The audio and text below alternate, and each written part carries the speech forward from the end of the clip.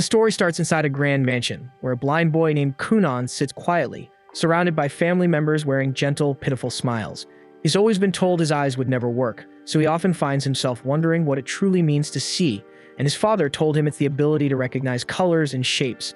And it turns out that the reason Kunan was blind was that his eyes carried the mark known as the hero's scar, a mysterious imprint once left by the legendary knight Histor. His father told him it wasn't something ordinary, and Kunan should hold his head high for bearing it, not hang it low in shame. But even then, the maids would still whisper when they thought he couldn't hear, saying how heartbreaking it was, how sorry they felt for him. Kunan did hear them, and he couldn't understand why people would feel sorry for someone just because they couldn't see. Later that same day, his magic instructor showed up and a maid carefully led Kunan to the study.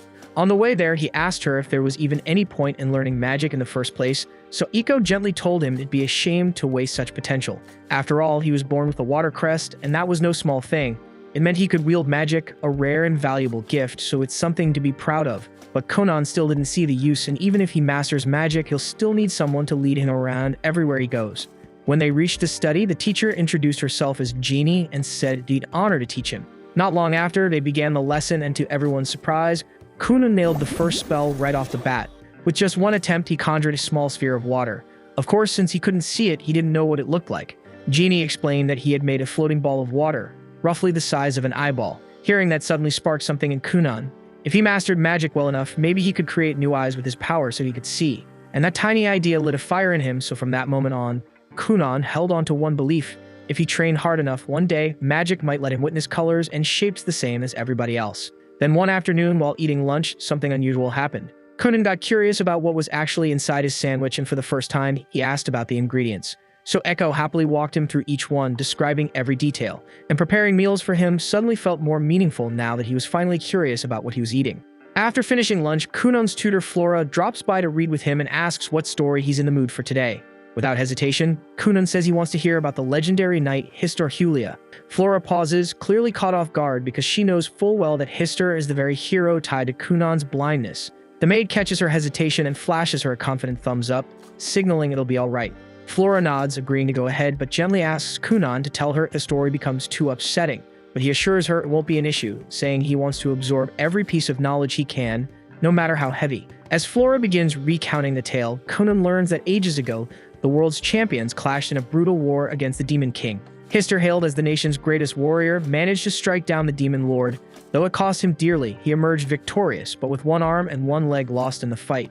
Ever since that battle, it's said that some of his descendants are born incomplete, missing limbs, eyes, or other parts of their bodies. So these children are often labeled as the hero reborn or bearers of the hero's scar. But even as he listens, Kunan quietly brushes it off as nonsense. Deep down, he knows this has nothing to do with him. His life isn't some echo of a heroic tale, it's his own, and what truly matters isn't a myth or a legacy, it's what he can accomplish through magic. He doesn't care about some legendary scar. What he cares about is unlocking the full potential of his power, and he's already made up his mind. He'll figure out a way to craft new eyes using magic, no matter what it takes. But the sheer amount of magical training he throws himself into eventually pushes his young body past its limits, and he ends up collapsing from total exhaustion. Iko rushes to his side and hurries him back inside to rest.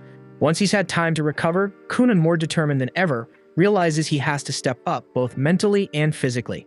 And passing out from magic overuse just won't cut it for someone chasing a dream this big, so if he wants to wield magic for long stretches without faltering, he needs to toughen up his body as well. Iko suggests he start learning swordsmanship to build endurance and muscle, and also eat more to support his growth. Still, she warns him that everything needs to progress gradually, piling it all on too fast could do more harm than good.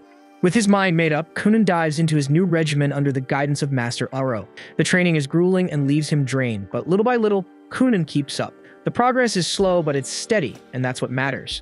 When it's time for his magic lesson, Jenny arrives at the training field and Master Oro quietly steps aside to give them space. Jenny approaches and remarks how impressed she is to see him picking up swordplay on top of everything else.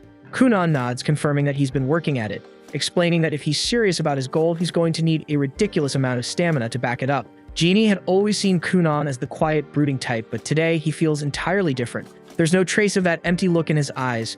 Now there's purpose burning behind them. They get started on their magic session, and Genie asks him to perform the same spell they practiced last time. Back then, Kunan had barely managed to conjure a single water orb, but now, without hesitation, he summons 7 of them at once. Jenny's stunned because she hasn't taught him any new techniques, yet he's managed to leap forward entirely on his own.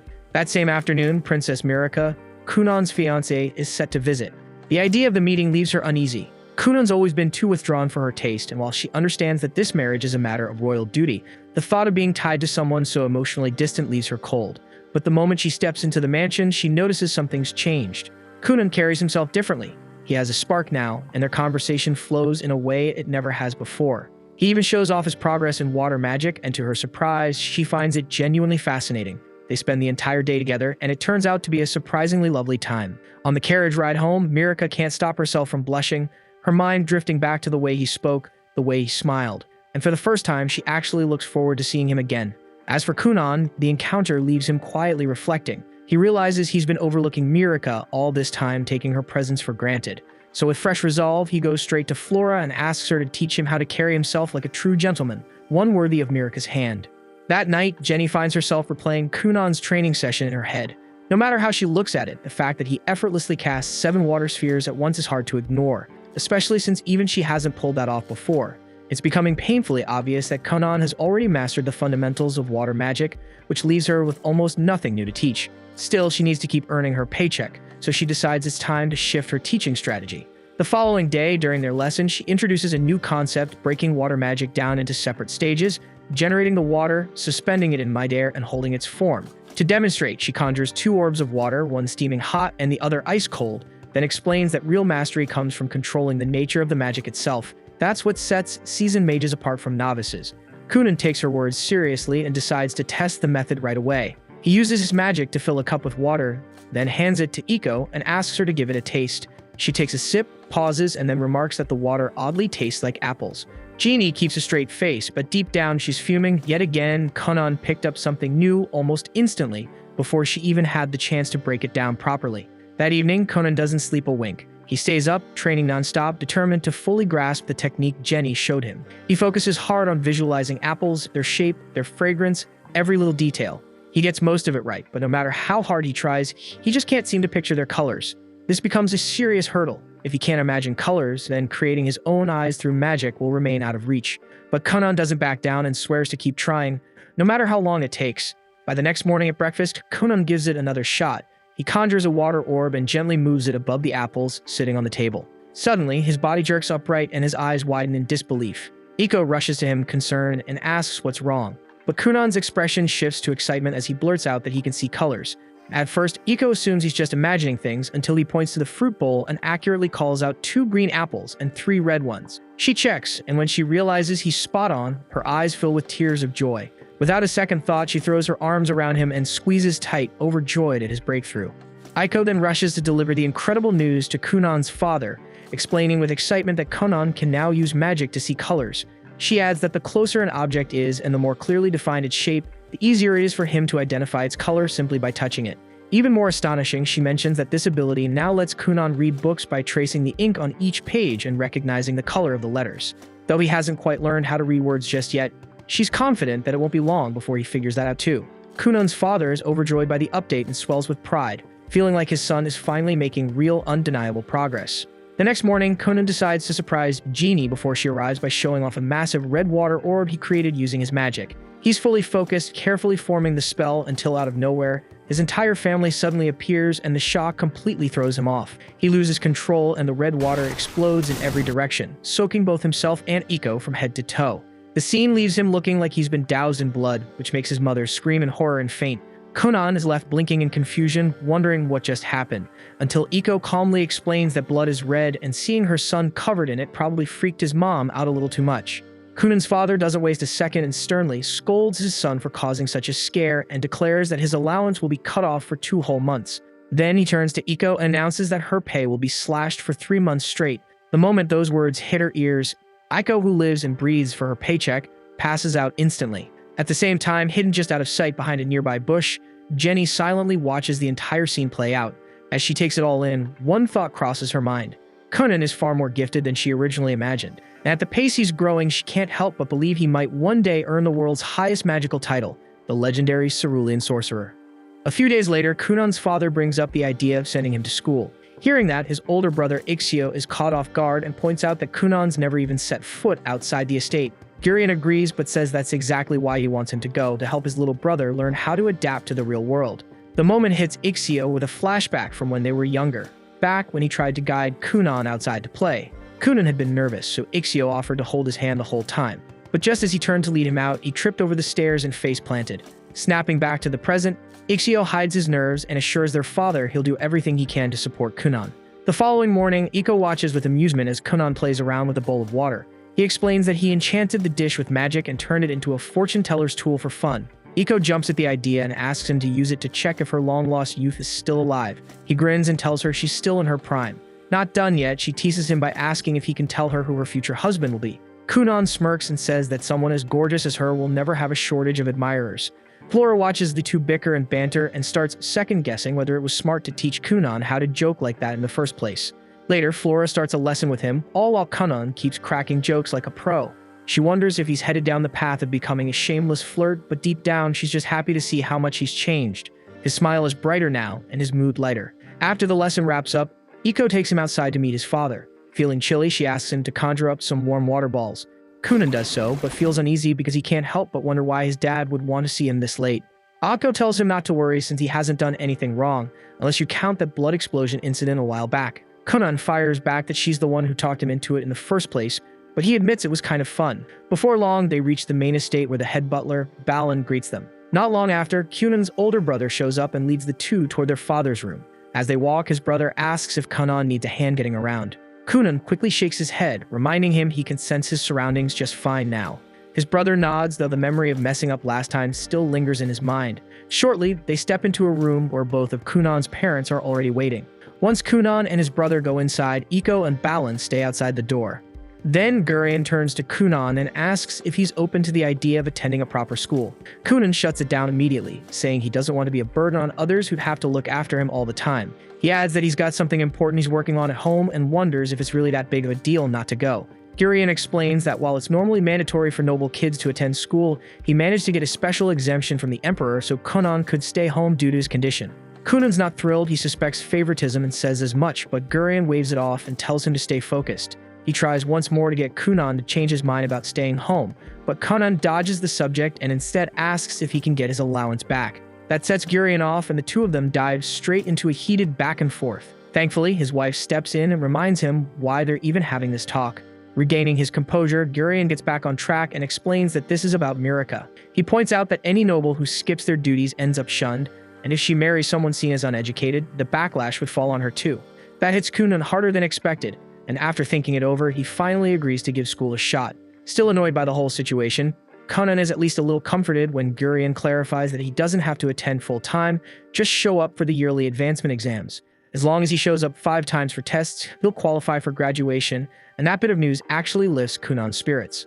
Ixio jumps in to remind Kunan that both he and Mirika are upperclassmen, so they'll help him settle in. His mom perks up, excited at the thought of getting her son's uniform ready. She calls Iko, and the two of them head out to get Kunan's measurements with Ixio trailing after them. Gurion stops him just before he can leave, warning that some nobles might give Kunan and Mirika a hard time at school. Ixio takes the hint and assures him he'll keep an eye out and support his brother as best he can. The following morning, Kunan tells Mirika he's decided to enroll. She lights up, clearly happy that they'll get to spend more time together. Kunan admits he's a little nervous about being in a brand new place, so she tells him not to worry, she'll make sure he's taken care of. He thanks her, but can't help thinking that they might stir up some drama with her fanboys. When he brings it up, Mirika tries to brush it off like it's nothing, which makes Kunan suspicious. He asks if she's even popular at school, and she quickly sits up straighter, proudly saying that 5 guys have a crush on her. Kunan just sighs, realizing he'd better brace himself for dealing with some jealous punks. Afterward, Kunan slips into his uniform, getting ready for his first day at school. As he steps outside toward the carriage, Iko can't help but gush over how good he looks, and Kunan fires back with a smug joke about his irresistible charm before climbing into the carriage. But right before they set off, he casts a water-based spell to coat the wheels in a soft gel. After saying goodbye to his family, Kunan finally heads off toward the city. While they're on the road, Ixio notices how smoothly the carriage is gliding over the rough ground. Kunan explains that he created the spell to absorb all the bumps, pointing out that no one wants to deal with back pain just from a ride to school. Feeling proud of his handiwork, he wonders if becoming a magical technician might not be a bad career down the line. Ixio then checks in, asking if Kunan's nervous, but Kunan shakes his head, saying he's a lot stronger than he used to be. He thanks Ixio for all the support over the years and apologizes for being a burden when his condition was at its worst. He also tells his brother to let go of the guilt over that accident, saying it's in the past now. Ixio's caught off guard, but Conan stays firm and says that he's ready to keep moving forward, no matter how rough the road gets. Ixio smiles, seeing just how far his little brother has come from those darker days. But then Conan suddenly takes it up a notch, boldly claiming that he'll live longer than the whole world just so he can enjoy life to the fullest. Ixio blinks, wondering if this new attitude has Iko's fingerprints all over it. As they approach the school gates, Ixio is once again impressed when Conan accurately senses the people nearby. Eventually, they arrive at the school entrance, and Conan steps out of the carriage. Mirika hurries up to greet him, only for Conan to start gushing about how beautiful she looks. She chuckles and throws his teasing right back at him, leaving Ixio watching in stunned silence. When Mirika turns to guide him inside, Conan doesn't move right away. She looks back, a little puzzled, but Conan is focused, listening closely to the dozens of voices echoing inside the building, though the noise feels a bit overwhelming for once he feels like he's ready for it. After taking a deep breath, he extends his hand toward Mirika and cheekily asks her to escort him like a dainty maiden. She laughs and agrees, taking his hand with a smile. In a quieter corner of the academy, Cunan's newly assigned tutor Cast kept glancing at the door, wondering why her new student was running late. She knew Cunon was the son of a marquis, and that thought alone made her doubt if someone as green as her was even qualified to teach him. Before she could spiral further, a bunch of girls nearby started squealing over a gorgeous newcomer. She turned to see what the fuss was about, and her jaw nearly dropped as Cunon casually strolled past with his fiancée clinging to his arm. Snapping out of it, Cass rushed to catch up and introduced herself as his instructor. Cunon, without skipping a beat, greeted her in an overly feminine tone, saying he was just playing the part of a graceful lady. Cass stood there frozen, completely thrown off, until the bell rang and spared her the awkwardness. Mirika and Ixio gave a quick goodbye, leaving Cunon with Cast, who now realized she'd probably drawn the short straw with this oddball student. Not far away, a few students peered through a window, eyes fixed on Cunon. One of them muttered that Cunon bore the mark of a hero's scar, and that small comment was enough to tick off Prince Lyle. Noticing his mood shift, his flunkies immediately backtracked, smothering their earlier compliments with half-hearted jabs. The prince then spun around and ordered them to follow him, clearly irritated. Back with Cast, she prepped a private room for Cunon's advancement exam. She asked if he understood the basics, and he gave a quick nod. She then went on to explain that although students usually had long breaks between exams, Cunon would be allowed to take as early. Cunon looked puzzled, so she added that his father had pulled strings with the king to make it happen. Cunon casually mentioned that his father was actually pretty tight with the king. Still, he couldn't shake off the guilt that his dad had to use favoritism to pave his way. He turned to Cast and apologized for putting pressure on the school because of his status, but she just acted like she didn't hear it. But Cunon didn't stop. He started venting about the messed up politics in noble society. Trying to change the subject, Cast silently handed him the exam sheet. Cunon didn't even glance at it and just kept trashing his corrupt father until Cast finally snapped and begged him to leave her out of high society's messed up politics. Sometime later, Cast sits down alone with Cunon's exam papers. After all the ranting he'd done about aristocratic nonsense, she figured his answers would be an absolute mess. But the moment she starts reading, her eyes widen in disbelief because he didn't just do well, he aced the entire thing. Meanwhile, Cunon strolls over to the cafeteria to grab lunch with Mirika. But just as they arrive, Prince Lyle and his entourage block their path. Lyle calls out to his sister, and Mirika immediately starts fidgeting with her clothes, clearly nervous. Curious who's trying to stop her, Cunon steps forward and comes face to face with the prince. A few paces behind, Ixio approaches and freezes at the sight of a noble confronting his little brother. Lyle wastes no time and throws a jab at Cunon, mocking him for getting engaged to Mirika, despite his disability. Mirika's heart sinks, but she can't bring herself to defy her older brother. Cunon picks up on her silence and without a word decides Lyle needs to be taught a lesson. Before he can act though, Ixio steps in and tries to defuse the situation. But Lyle is already fired up and snaps at him to back off, so Ixio stands there, unsure of what to do. In the meantime, Cunon secretly casts a spell, drawing moisture from the air and nearby drinks, then sends it surging into Lyle's pants. Cunon then casually points at the growing wet patch and blurts out that the prince might want to check his trousers. The crowd around them goes dead silent before a ripple of gasps spreads through the room. Lyle panics and swears he didn't wet himself, but the damage is done, and with a red face, he storms off to clean up. Ixio, already suspicious, turns to Cunon and asks if that little trick was his doing. Cunon just shrugs and feigns innocence, pretending he's just as clueless as everyone else. With the drama behind them, the three of them finally sit down for lunch. While munching on his food, Cunon asks who that jerk was, and Mirika quietly tells him that Lyle is her older brother. Cunon feels bad for her, wondering why someone like that would treat his own sister so badly. He looks over at Ixio and thanks him for always being a good brother. Ixio forces a smile, but inside he's freaking out because Cunon just publicly humiliated a member of the royal family. Mirika tries to brush it off and tells him not to stress, but Ixio knows deep down that trouble's coming. And somewhere nearby, Lyle storms through the hallway, seething over what just happened. And while Kunan and his group were eating, the conversation quickly shifted to what happened earlier. Everyone's still puzzled over why Lyle confronted them so directly, not even bothering to hide how aggressively he was acting. Mirika chimes in first, guessing that Lyle's outburst was his way of trying to assert dominance over her.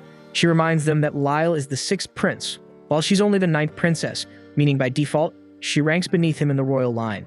But now that she's engaged to Kunan, things aren't that simple anymore. Kunan carries the legendary hero's scar and has already proven himself as a skilled sorcerer, so her position in the eyes of the nobility has shot up fast. And now that Kunan has officially stepped into high society, it's fair to say that both he and Mirika now outrank Lyle socially.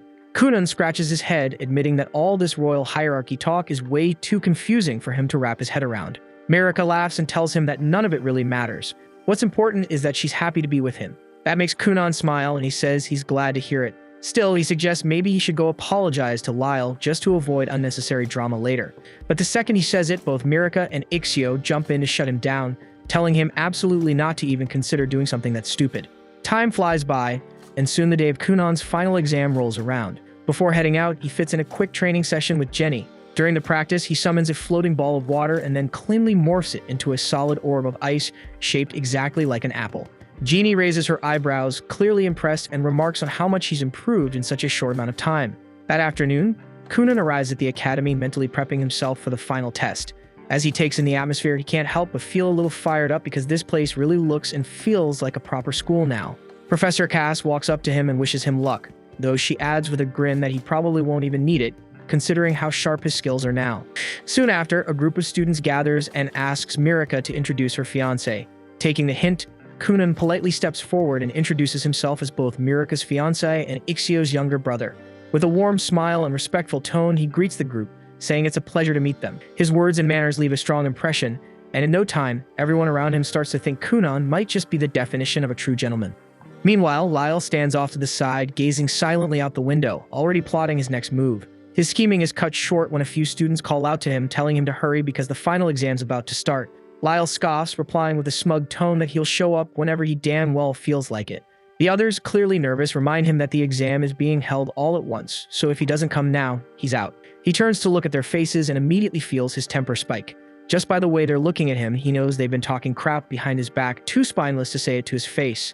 That realization only pisses him off more, but right before he can unleash anything, Kunan suddenly steps up with a bright smile, grabbing Lyle's hands like they're old friends. Beaming with energy, Kunan cheerfully introduces himself, saying they didn't really get the chance the other day. Caught completely off guard, Lyle yanks his hand back and snaps, asking who the hell gave Kunan permission to speak to him, let alone touch him. Kunan quickly apologizes, but instead of backing off, he just keeps complimenting Lyle with genuine admiration. One praise after another, and before Lyle even realizes it, his face starts turning red. He tries to hold his expression, but the redness gives him away.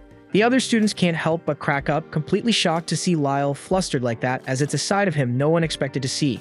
Moments later, everyone settles into their seats and the final exam begins. Time passes quickly, and when it's over, Professor Cass steps in front of the class to announce the results. Instead of writing names or numbers, she simply draws a flower on the board, her way of saying everyone passed. The classroom bursts into cheers as students congratulate each other, relieved and overjoyed to have cleared the exam. With everything wrapped up, Kunan hops into his carriage and waves goodbye, telling the others he hopes they'll meet again someday. As soon as he returns to the mansion, he jumps straight back into training with Jenny. She tells him to make a ball of water and split it into 10 equal parts. Kunan does it effortlessly and adds that he's been working on something new. With a grin, he transforms one of the water balls into a small bird, and it flaps its wings and takes off into the air. Jenny watches, stunned and speechless. A few seconds pass before she drops to her knees, realizing with a heavy sigh that there's barely anything left she could teach him. Not long after, the two sit down for a quiet tea break. That's when Jenny finally gathers the courage to be honest with him. She tells Kunan flat out that she truly has nothing left to teach him. According to her, he's already mastered every form of basic magic, and once he moves on to more advanced spells, he'll easily leave her in the dust. She confesses that it's been like this for a while now. She just kept throwing together odd little exercises, hoping to stay useful somehow. The moment she says that, Kunan bolts upright in protest.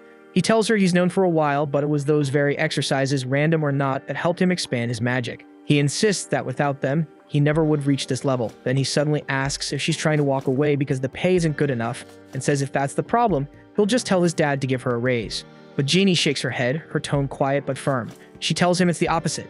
She can't keep accepting such a generous salary when she's no longer earning it. She doesn't want to be paid like a teacher when she doesn't feel like one anymore. She walks over to him and gently places both hands on his shoulders, locking eyes with him as she says she's reached her limit. She repeats it clearly. There's nothing more she can teach him, but Conan refuses to hear it. He begs her to keep making those exercises, even if they're just smoke and mirrors meant to fool him into thinking he's learning. He says he doesn't care if they're fake. If it helps him grow, then it's more than enough. Still, Jenny doesn't flinch. She meets his eyes and tells him, plain and firm, that she just can't do it anymore. After saying that, she turns her back to him and walks away. As she makes her way home, she thinks about everything Conan has accomplished, the talent, the drive, the things she never imagined a kid could pull off. Then something sparks inside her. A fire she thought had long gone out suddenly ignites again. If Conan can aim to become the cerulean sorcerer, then so can she. There's no way she's letting herself get left behind by her own student. It's not too late, not for her.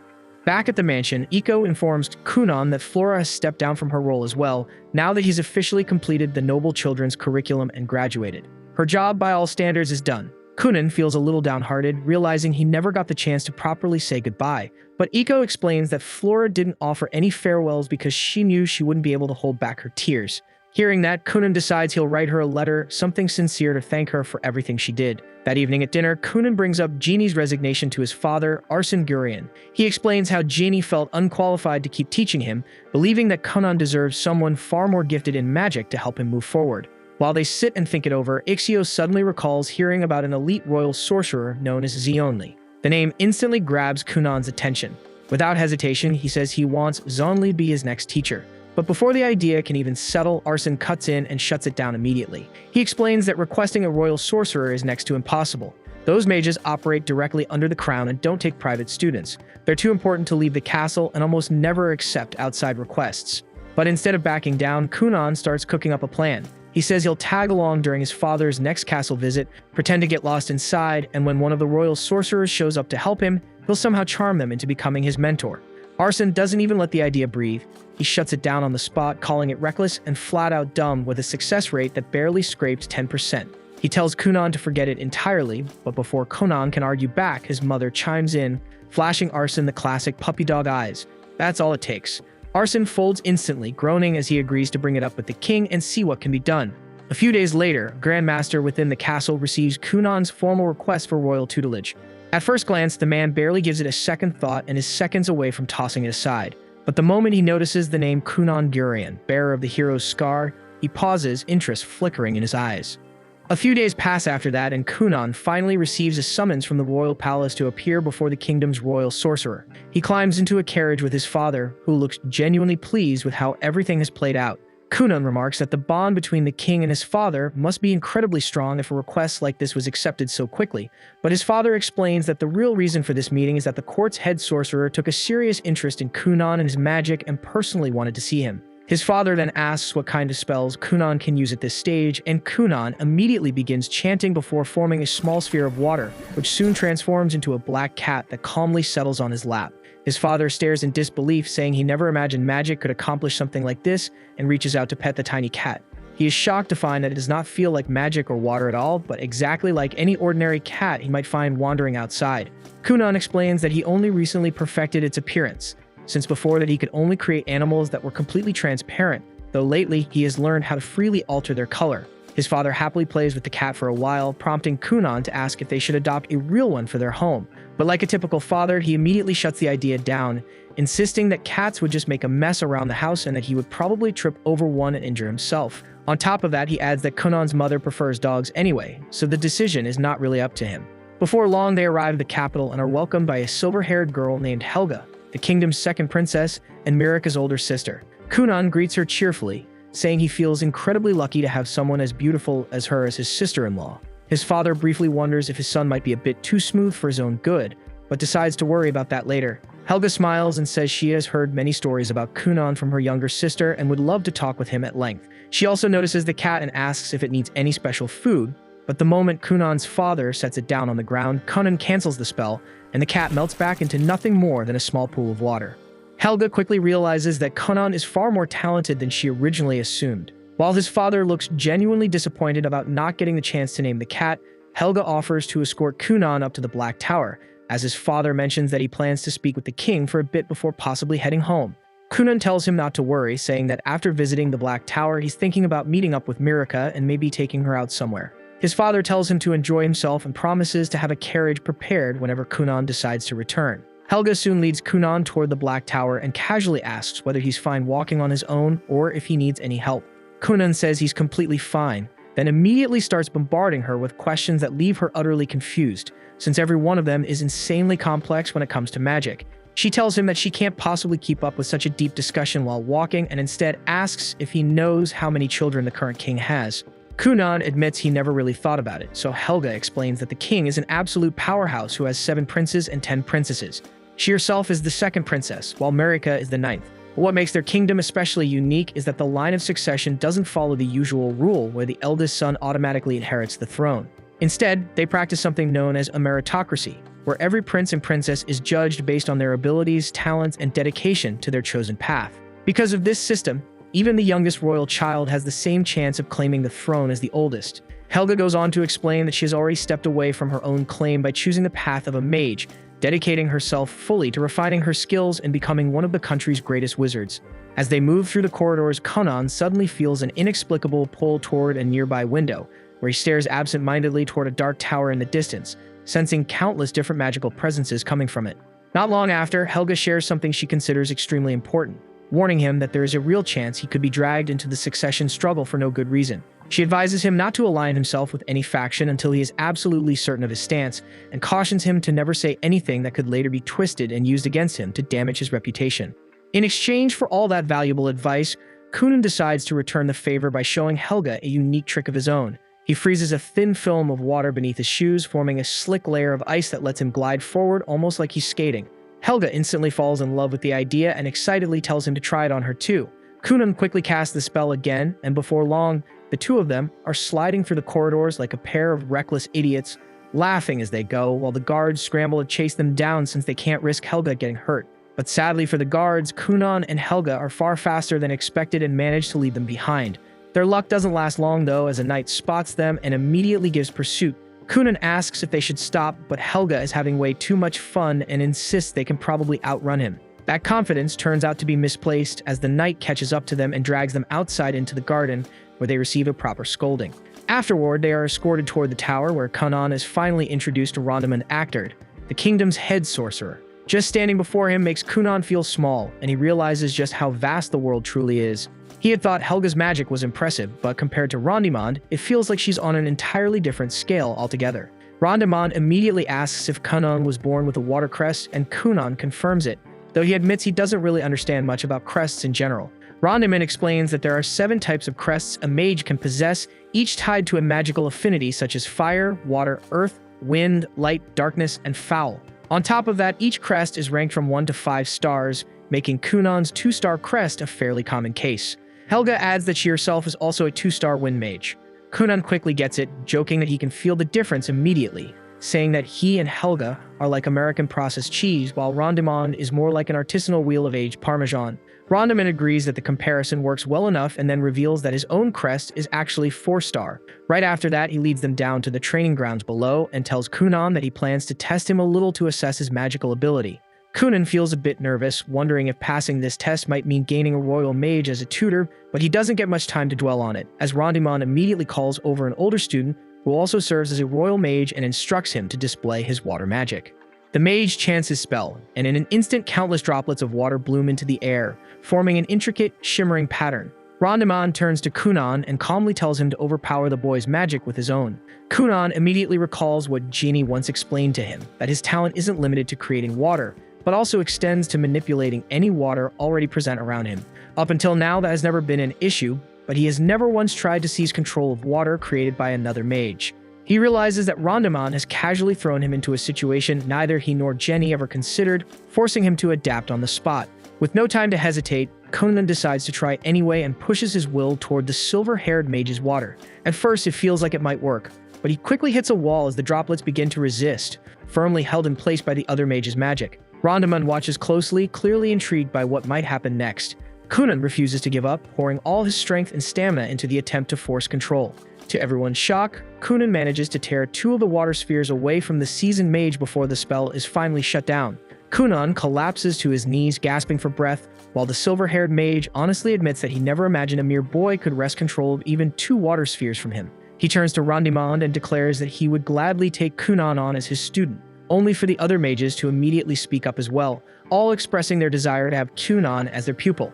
Rondimond shuts them down at once, saying he wants to see more of what Kunan can do and tells Kunan to create something of his own choosing. Kunan immediately shapes his water magic into a trampoline, and without hesitation, Rondimond jumps onto it, bouncing around like he's having the time of his life. The other mages quickly line up, eager to try it themselves, wanting to understand how it works and whether they could replicate it. Rondimond, however, tells Kunan that he wants him to stay the night at the castle so they can further explore the limits of his abilities.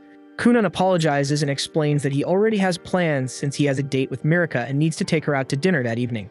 Right then, Helga asks if he can create any other animals with his magic, or even humans. Kunan answers that he can do both and immediately forms a human-shaped doll made of water magic, modeled after his maid.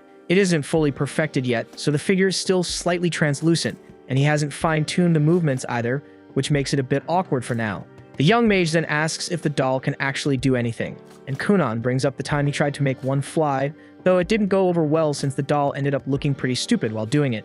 Rondimond instantly takes interest, leaving Kunan no choice but to demonstrate.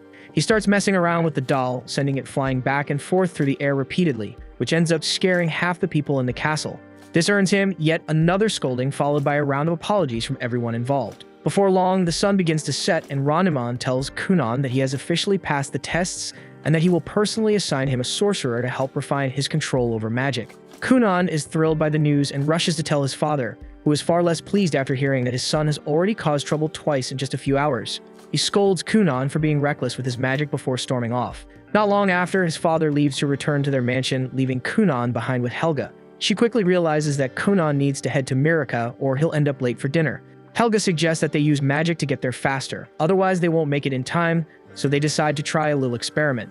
Kunan creates a large bubble of water, and Helga uses her wind magic to push it forward, sending them soaring through the sky like they're riding a magic carpet, reaching the area near Mirika's chambers in no time at all. Unluckily, Helga forgets to slowly ease off her magic and cuts it completely, causing them to plummet straight down. They end up getting caught by the Knight Dario for the 3rd time that day, who is visibly fed up and delivers yet another long lecture, while Mirika waits nearby in her dress, still expecting her Prince Charming to arrive. Mirika's losing it, pacing back and forth like a storm's brewing in her chest, stressed out wondering if Kunan's even going to show.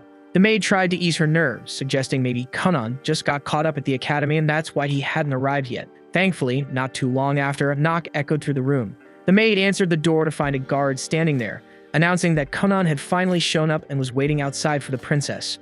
By the time she turned around, she was stunned to see Mirika already posted up on the couch, sipping her tea like a queen who hadn't just been losing her damn mind minutes ago. Before the maid could even open her mouth, Mirika had already slipped out the door, power-walking her way straight to her fiancé. She spotted Kunan waiting at the bottom of the stairs, where he immediately apologized for showing up late, then hit her with some smooth talk, saying the moon looks stunning tonight despite being blind as hell. He reached for her hand, which she gave with a soft smile, and just like that, he led her to his ride and whisked her off to a high-end restaurant. Once they stepped inside the place, the staff wasted no time offering them some overpriced sparkling water, fancy stuff only people with actual money would entertain. Not that it mattered, because these two weren't exactly scraping coins. As they settled in and started sipping, Mirika's maid quietly observed Kunan's polished posture and the way he carried himself, pure noble vibes. Mirika broke the silence first, asking if he'd had time to swing by the Black Tower today. Kunan lit up at the question, sharing how he actually met her older sister there, and that every mage he encountered was straight up incredible, especially the second Princess Helga. He added that he passed the mage assessment too, though he still had no clue who his mentor was going to be. The guy kept laying on the charm throughout the night, and Mirika was clearly vibing with it, even if her maid still found some of it kinda cheesy. But hey, young love's messy like that, so whatever. After dinner, Kunan hit her with something bold. He gently held her arm and told her that while this kind of dinner might only happen once in a while for now, but after they got married, he'd make sure every damn night felt just like this. Even the maid, who usually rolled her eyes at this kind of thing, was caught off guard. Maybe those hours spent watching overly dramatic romance clips online weren't such a waste after all, because even she had to admit Kunan might not be such a cringelord after all. Mirika kept her composure like a proper noblewoman, calm and graceful the whole way back until the door shut behind her. The moment she stepped into her room, all that elegance vanished. She spun around and collapsed onto her bed, giggling like a kid, heart racing as she replayed everything Kunan had promised her, and she couldn't stop smiling. A couple days later, Kunan made it back to his mansion. He was tucked away in his study, busy scribbling down a report when Iko's voice rang out from the yard. She was knee-deep in laundry and called out for a hand. And right away, Kunan raised his hand and whipped up a bubbly storm of enchanted water that blitzed through the grime in seconds. Iko gave him a quick thanks, but Kunan just sighed, saying he was in the middle of wrapping up that report and now it'd be delayed. Iko rolled her eyes and told him to quit being such a shut-in bookworm, but Kunan explained that he needed to get it all down while it was still fresh in his head. Iko shot back that nerds don't get girls, and if he kept hiding from the sun like some cave troll, he was going to end up short and scrawny. Kunan paused as the brutal truth hit him that girls really do go for tall guys, but Iko leaned in with a teasing smirk and said she'd still pick him, as long as he was packing heat where it counts. They ended up chilling under the shade of some drying linens, and Kunan casually asked if a reply had come from the Black Tower yet. It was still radio silence, and it looked like they hadn't picked his tutor. But just a few days later, like magic, a letter showed up. To his surprise, the letter revealed that none other than Zonli, the devilishly charming archmage himself, had been assigned as Kunan's mentor. Kunan wasn't sure what to think. He'd only ever heard stories about the guy from his mother. But Iko is fangirled hard, swearing up and down that Zonli was the hottest man alive, and immediately started spiraling about her weight and hair, panicking over how she'd look if she accidentally bumped into him. Meanwhile, over at the castle, Helga paid Mirika a visit and casually dropped the news that Zonli had been selected to teach Kunan. Mirika lit up with excitement, thrilled that Kunan would be learning under the best of the best. Helga, on the other hand, let out a sigh and admitted that she had secretly wanted the job. Kunan was way more fun than most students, and teaching him would have been a blast. While walking through the corridor, Mirika catches sight of her two older sisters, Avril and Lydalia, standing there with smug smirks plastered on their faces. She halts instantly like a deer in headlights, but luckily Helga's right by her side, which helps her keep it together. But Eve just has to open her mouth, pretending she's concerned while clearly trying to stir shit, throwing a jab about how everyone's been buzzing about Kunan lately. Then she drops the bomb, saying they're not even married yet, just engaged, so Kunan technically still has the freedom to fall for any other princess he fancies. That jab hits Mirika right where it hurts, making her visibly uncomfortable. But Helga doesn't let it slide, and she claps back without hesitation, calling both sisters washed-up F-tier nobodies, saying even if Kunan had working eyes, he still wouldn't waste a glance on them. That shuts them up real quick, their cheeks burning red with rage before they storm off, snapping that Helga should stop acting like a thug and try acting like a proper princess for once, especially since she's already been written up by a knight 3 times. Back at Kunan's estate, he's sipping on tea with Iko, his mind drifting as he tries to picture what his new teacher might be like. Meanwhile, Iko's off in her own world, blushing hard just thinking about Zonli and how she'll finally get to see him in person.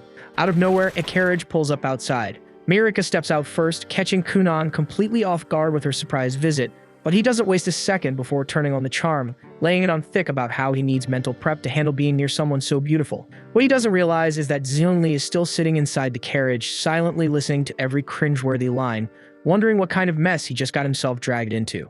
Kunan, of course, is still going off, even making weird comments about how Mirika probably changed her soap. Eventually, Zonli's had enough and steps out of the carriage. Kunan freezes and instantly picks up on the overwhelming shift in presence and knows without a doubt that this man is Zonli. Echo, meanwhile, is having a silent meltdown, but Kunan's too focused on the pressure rolling off Zonli like a storm cloud. His magical aura alone is enough to rattle anyone, and Kunan instantly knows that this guy isn't just strong. He's on a whole different level, leagues beyond any mage Kunan met at the Black Tower, and he might even be stronger than the Grandmaster himself. Mirika notices the look on Kunan's face and asks him if something's wrong, but he brushes her off and steps forward to greet Zonli, introducing himself properly. Zonli casually shrugs and says he couldn't care less, making it clear he has zero patience for bratty kids. Akko, meanwhile, is baffled how a mage can be this damn rude, yet somehow that bookworm brain of hers finds it kinda attractive. Zonli doesn't sugarcoat it. He flat out says he never asked for this babysitting gig and that the Grandmaster basically dumped it on him. Kunan, unfazed, just shrugs it off and says they're all stuck playing along with the rules of politics and seniority, so what choice do they have? Dario takes that moment to introduce himself properly as Mirika's personal guard, while Kunan gives him a quick apology for all the chaos he stirred up earlier. They eventually gather for some tea, but Zonli's clearly not thrilled, especially with how Mirika and Kunan keep tossing flirty remarks back and forth. Their back and forth gets so cheesy, he finally cuts in, tells them to cool it, and reminds them he's here to talk magic, not listen to some corny teen drama. With a smirk, he decides to mess with Kunan a bit and throws out a question and asks if the kid knows anything about compound magic. Kunan calmly answers that it's an advanced technique where the caster merges multiple spells into one. Zonli then pushes further, wanting to know how many spells he can juggle at once. But the answer that comes next catches him way off guard. Kunan tells him he can pull off 31 spells at once, and sometimes push it to 32, though he admits it gets shaky there. Xianli actually perks up at that and admits even he can't go beyond 50 spells, which blows Kunan's mind since he didn't think anyone could hit that number. Xianli asks him how the hell he broke through the 20-spell ceiling. Most people hit a wall there. Kunan just shrugs again and says he stacked a bunch of spells together like building blocks, one on top of the other. Xianli can't help but be impressed because he didn't expect someone to figure out that kind of technique on their own. It suddenly makes sense why so many other mages were pissed that he got the chance to tutor Kunan while they were left out, even though they were the ones who welcomed him to the Black Tower. Back then, Xianli didn't get what the fuss was about. Sure, they said Kunan was promising, but even they probably didn't realize just how much of a freakishly rare talent he really is. Xianli finally starts giving a damn and stands up from his chair, telling Kunan to prove he's not all bark and no bite because he's not about to waste his time on a kid who can't back up his big talk. Then, without blinking, he tells Kunan to grovel and beg him to become his tutor. Mirika instantly thinks there's no way in hell Kunan would ever lower himself like that, only to be proven hilariously wrong as Kunan folds instantly, calling Xianli the greatest sorcerer alive, going on about how amazing he smells, and even joking that a straight guy like him could totally fall for a dangerously hot mage like Xianli. Xianli, creep the hell out, tells him to cool it and zip it before things get any weirder. Then to test the little freak, he raises his hand and casts a spell, and suddenly a thick wall of dirt rises up from the ground. He tells Kunan to destroy it if he can, using whatever tricks he's got. But just before Kunan makes a move, Xianli casually throws in a request and says he wants to try out that waterbed he keeps hearing about. Without missing a beat, Kunan casts a spell and summons a floating bed made of water. Xianli says he'll supervise from there, takes a seat, and the moment he touches it, his eyes go wide. Before he knows it, the man gets sucked into a dreamy nap, knocked out cold by the ridiculous softness. While Xianli's passed out in waterbed heaven, Kunan checks out the wall and immediately senses what's going on. The thing looks basic, but there's a thick layer of powerful enchantments underneath, making it damn near unbreakable. Turns out Xianli had stacked more than 40 layers of magic on top of each other, but Kunan doesn't panic. Instead, he calmly sits down next to the princess and pours her a cup of tea. He figures they'll just chill until the guy wakes up, only then will he bother breaking it. 2 hours crawl by before Xianli finally wakes up, rubbing his eyes as the sun dips below the horizon. He looks around, sees his wall still standing, and asks if Kunan gave up. Kunan just sips his tea and tells him he was waiting. And now that he's awake, it's time. The boy walks up to the wall and uses a spell, releasing a stream of soapy water that gently eats away at the dirt. Slowly but surely, the wall melts down. Xianli watches, grinning, realizing Kunan didn't try to brute force it like most idiots would. Instead, he picked the clever route, and that moment seals it. Xianli officially takes him in as a student and tells him to be ready. Starting tomorrow, they'll be diving headfirst into every experiment he's got lined up. The following morning, Xianli shows up once again with Princess Mirika in tow, immediately announcing Kunan as the luckiest kid alive for getting the honor of learning under the kingdom's top-tier mage. Kunan, already an expert at brown-nosing, dives right in, gushing that he's without a doubt the luckiest person ever to be mentored by the most ridiculously handsome man in the entire realm. Xianli cracks a smirk, clearly pleased, and warns him that today's session won't be a walk in the park, so he better not expect any mercy. Kunan throws himself into a full-on soap opera performance, clutching his head dramatically and whining that if Xianli went easy on him, he'd assume the love was gone. Xianli gives him a side-eye, slightly creeped out by the clingy little weirdo, tells him to chill the hell out and drags him inside. But the second they step into the room, Kunan's buzz crashes. Turns out today's lesson is just copying Xianli's chicken scratch memos into clean, legible documents. Kunan instantly realizes what's happening. Xianli's just dumping his paperwork on him out of sheer laziness. Kunan was all hyped to dive into cool new spells, and now he's stuck playing secretary. Still, he knows there's no getting out of it, so he sucks it up and agrees. Xianli then waves the rest of the gang off, claiming the papers are top-secret national intel that only he's allowed to see. Kunan turns to Mirika, apologizes for the delay, and promises to be back with her as soon as he's done. Mirika gives him a smile and heads out with the others. Once they're gone, Xianli casually tells Kunan to recreate that waterbed he whipped up yesterday. Kunan casts the spell with ease, forming a soft, warm water mattress. Without a word, Xianli flops onto it and knocks out instantly, snoring like he's clocked out from life, and Kunan sighs and gets to work. Meanwhile, outside in the gazebo, Mirika pulls Iko aside and quietly confides that she's been secretly training with a sword the past few days, but swears her to keep Kunan in the dark. Iko's taken aback since it's pretty rare for a princess to pick up swordsmanship, but she nods and agrees to stay silent. Shortly after, Mirika suits up, grabs her wooden sword, and steps out onto the practice grounds to spar with Dario. It's obvious she's still green, but she's picking things up fast, driven by a fierce desire to improve. She's determined to become someone worthy of standing beside Kunan. She knows he carries the hero's mark, meaning fame and glory are basically guaranteed for him. So if she wants people to see them as equals, she'll need to earn her place with skill and strength of her own. Back upstairs, Kunan's still hunched over the ancient parchments, trying to make sense of the cryptic mess.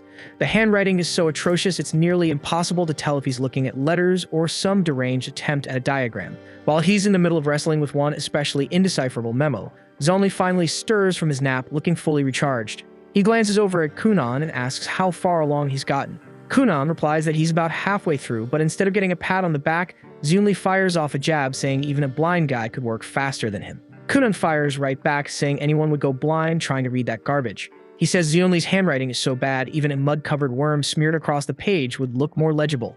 Zonli scowls and tells him not to insult his masterful script by comparing it to lowly insects, but Kunan just shrugs and warns that he's definitely sending an invoice for all the unpaid labor he's been stuck with.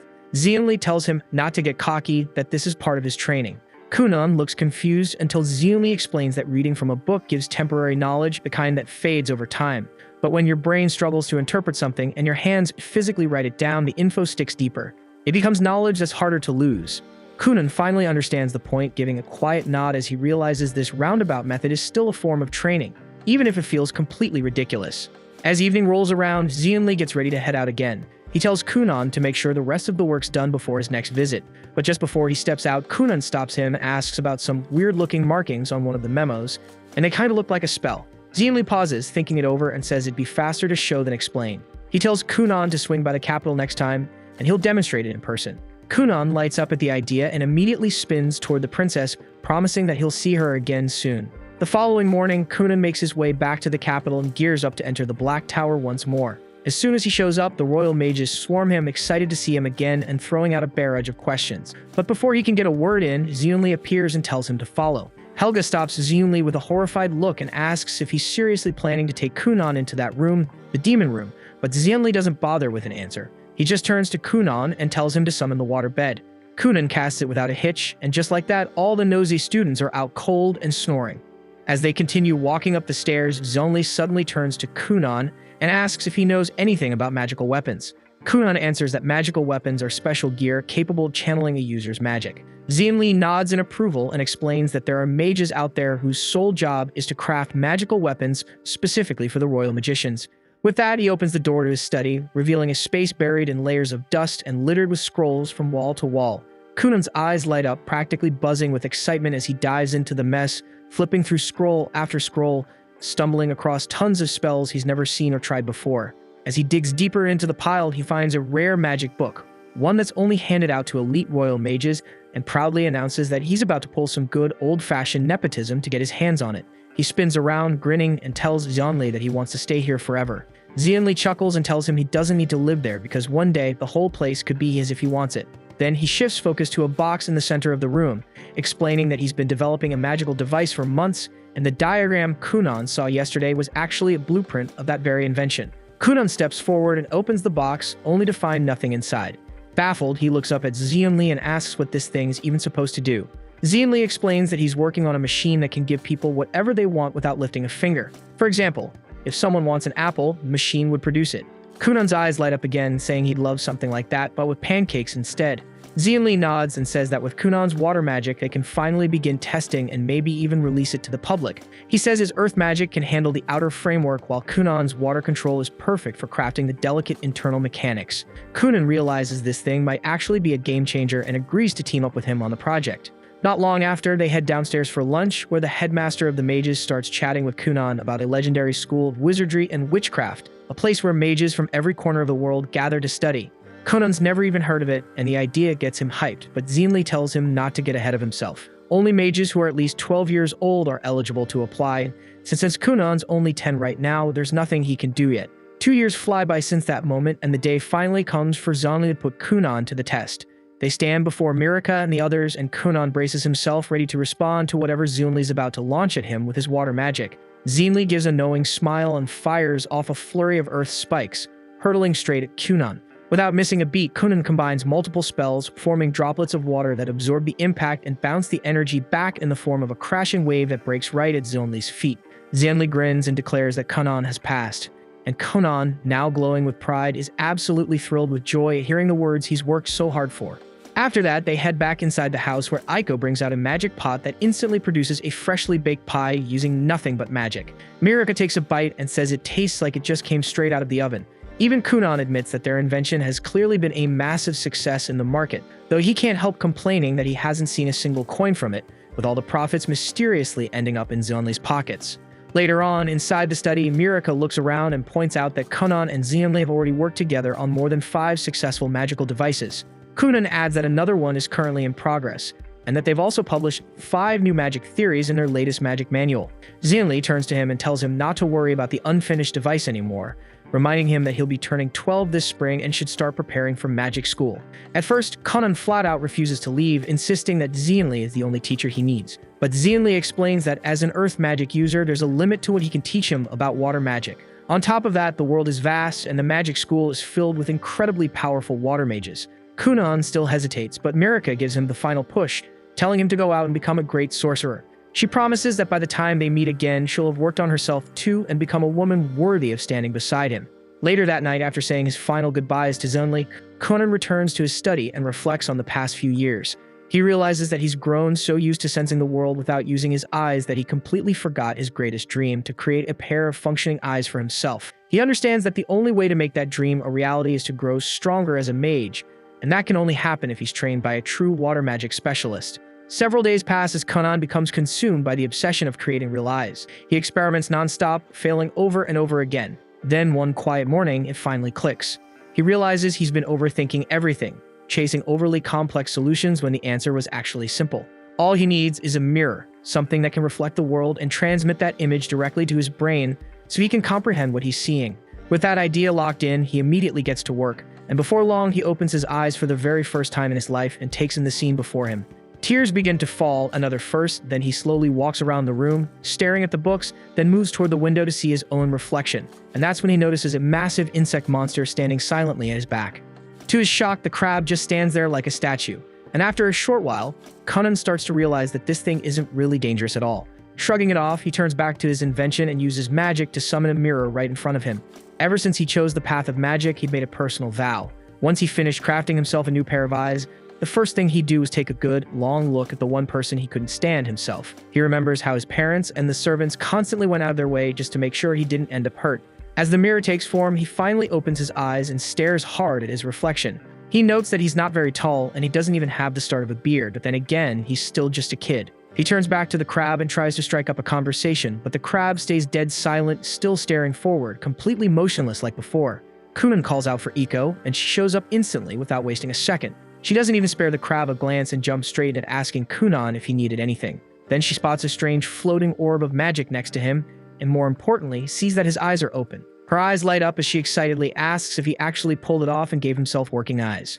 Kunan grins and nods, and Iko immediately launches herself at him, cheering and hugging him hard. But in the process, she knocks the magical orb into the air, which spins wildly and leaves Kunan dizzy as hell.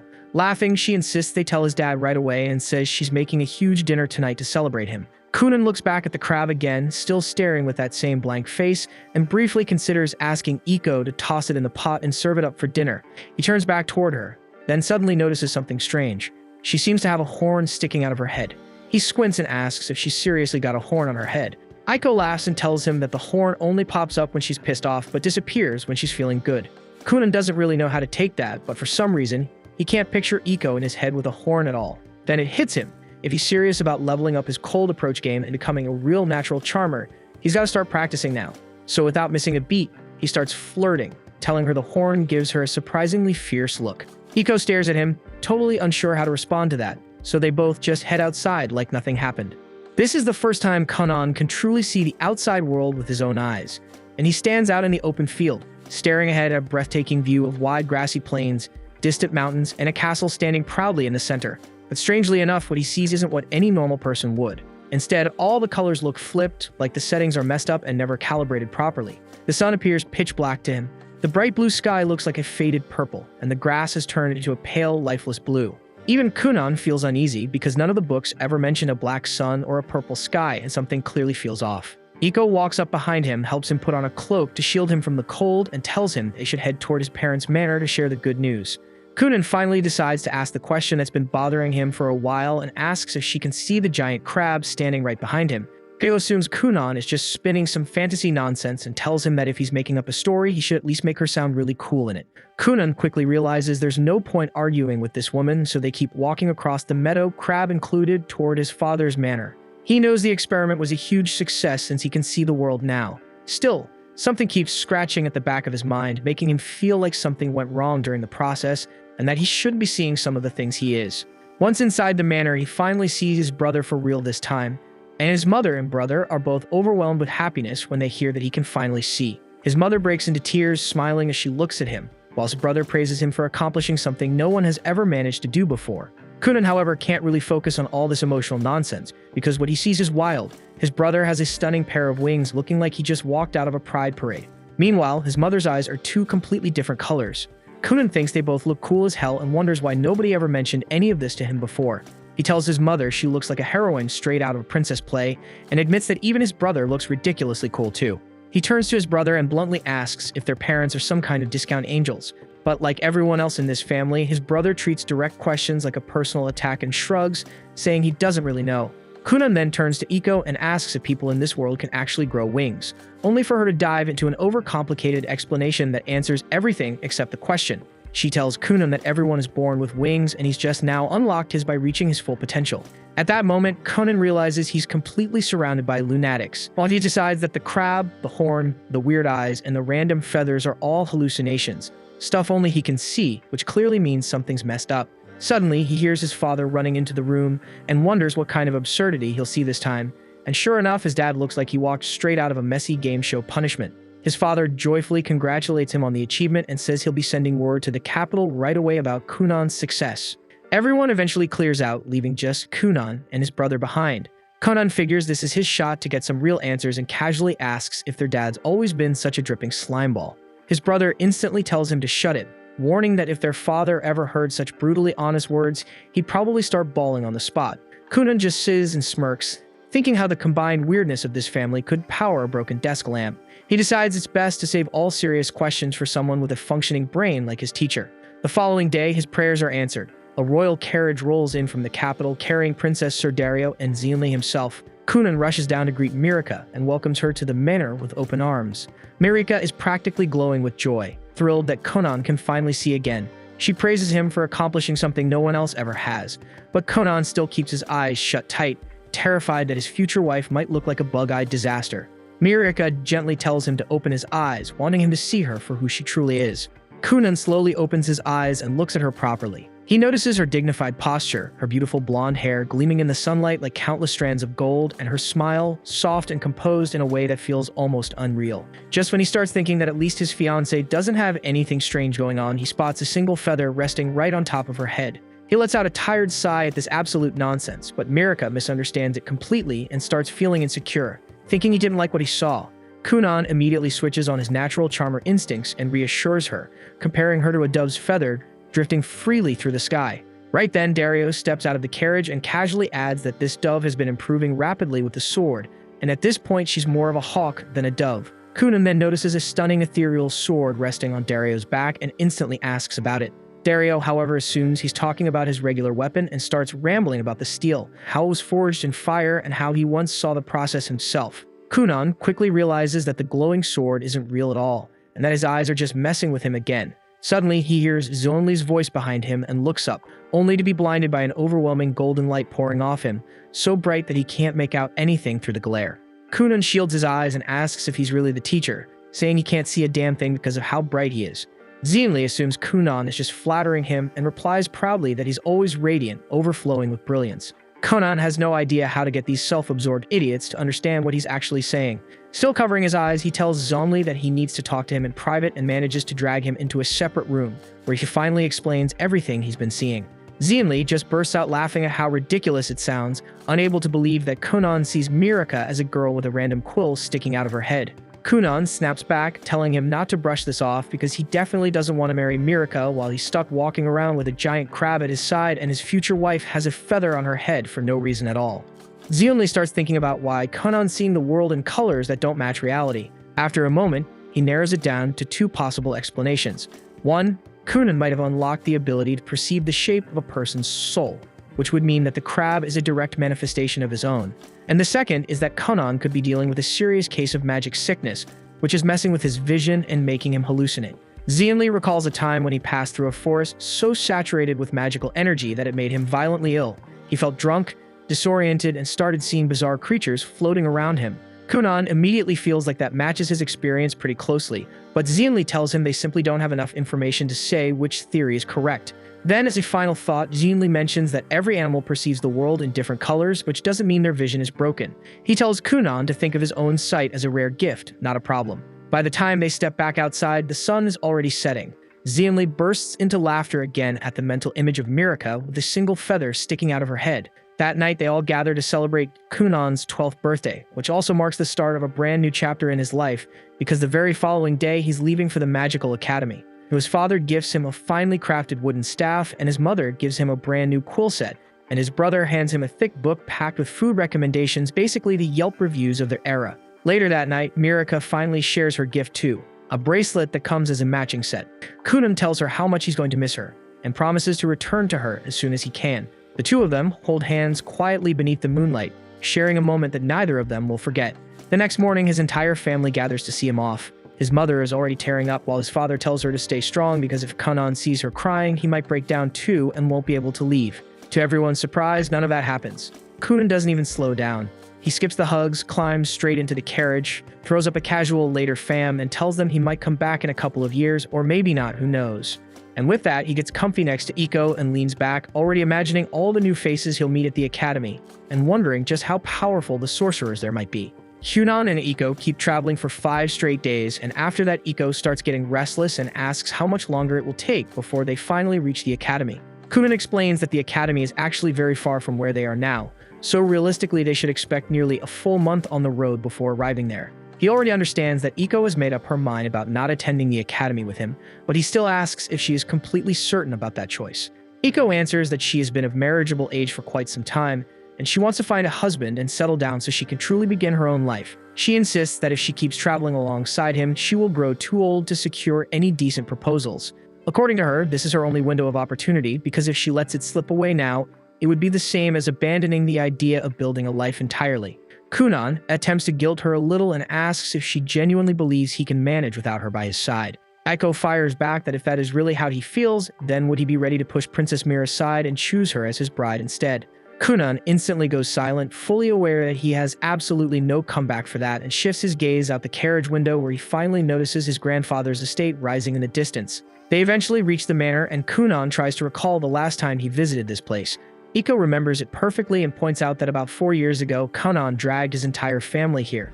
The moment he discovered that his grandfather owned a massive library packed with magical texts, he became obsessed.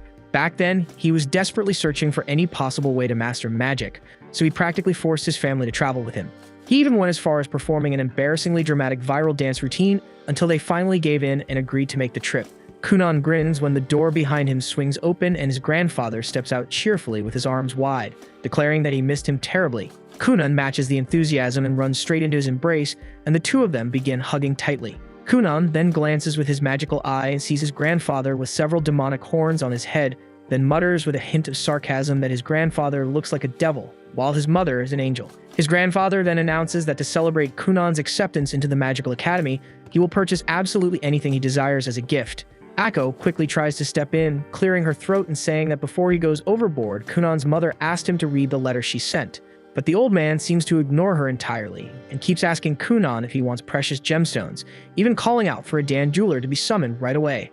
Iko cuts him off again, insisting that he read the letter from his daughter first, so he brings it back into his study. He pulls out his reading glasses and almost instantly scowls because his daughter clearly anticipated his spending habits and placed a strict cap on how much he is allowed to spend on Kunan, stating that it must not exceed $5,000. He grumbles in frustration, arguing that $5,000 is practically pocket change in this economy. Kunan calmly points out that he is only 12 years old, and Iko adds that $5,000 equals about 2 months of her salary. The grandfather, however, is still determined to buy something extravagant, whispering to Kunan that it would not hurt if they simply kept it a secret from his mother.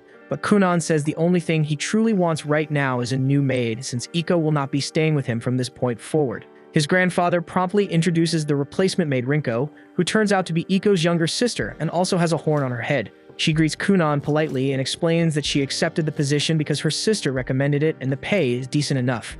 She mentions that she is saving money for her upcoming wedding and already has a fiancé, so she is not interested in any funny business. Kunan reassures her that she has nothing to worry about since he himself is engaged to a lovely fiancé and says they should value their partners above everything else. Rinko nods, adding that she and her fiancé plan to open their own shop someday, so she is putting money aside for that dream too.